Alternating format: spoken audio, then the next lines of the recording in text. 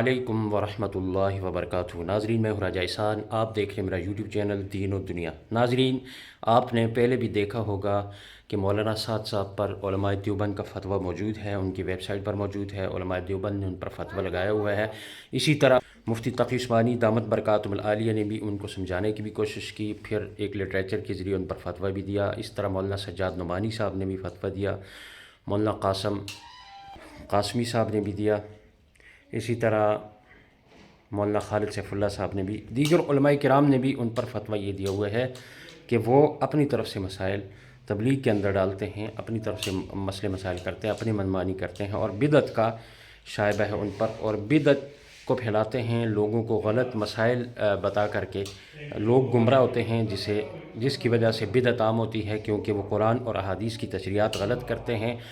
اور اپنی مرضی سے کرتے ہیں۔ ساری نہیں کرتے، لیکن بعض روایات کی تعریف اپنی مرضی سے کرتے ہیں، اپنی طور پر انہوں نے بنائی ہوئی ہے، جس کی وجہ سے لوگ گمراہ ہوتے جا رہے ہیں۔ اور پھر دوسری بات یہ ہے کہ تبلیغ کے اندر اپنی منمانی کرتے ہیں، تبلیغی طریقے کو ہی اصل طریقہ کہتے ہیں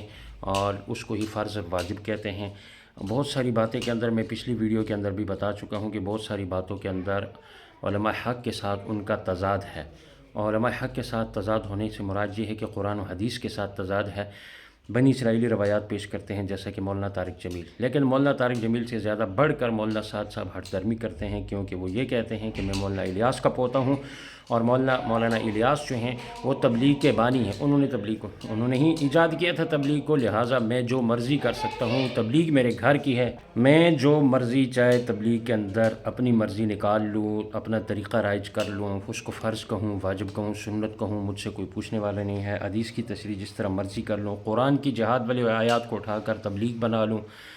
جو مرضی جس آیت کا ترجمہ میں اپنی مرضی سے کر لوں، کیونکہ میں وقت کا ابو حنیفہ ہوں، میں وقت کا مجتہد ہوں، میں وقت کا امام بخاری ہوں، میں حدیث کا بھی مطلب اپنی مرضی سے نکال سکتا ہوں، قرآن کا مطلب بھی اپنی مرضی سے نکال سکتا ہوں۔ اس لیے علماء کرام نے یہ فرمایا کہ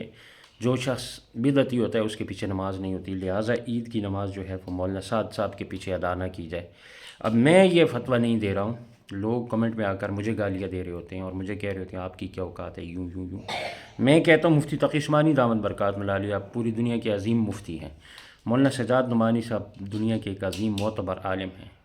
دیوبند کے معتمم پوری دنیا ان کو مانتی ہے، مولانا سیف اللہ خالد کو پوری دنیا مانتی ہے، مولانا الیاس کومند صاحب کو پوری دنیا مانتی ہے۔ بنگلہ دیش کے جید اکابرین علماء کرام اور ہندوستان اور پاکستان کے اکابرین علماء کرام نے مولانا سعد پر گمراہی کا فتویٰ دیے ہوئے ہیں۔ تو یہ میرا تو نہیں ہے، جہاں پہ کوئی 1000 سے زیادہ علماء کرام کا فتویٰ ہے،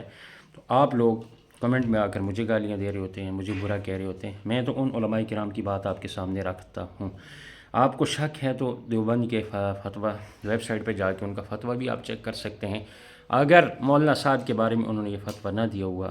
گمراہی والا، تو جو سزا چور کی ہے وہ میری ہے۔ اس لیے فالتو کی کمنٹ کرنے سے بہتر ہے آپ اس بات پر غور و خوض کریں کہ جو شخص شریعت کے اندر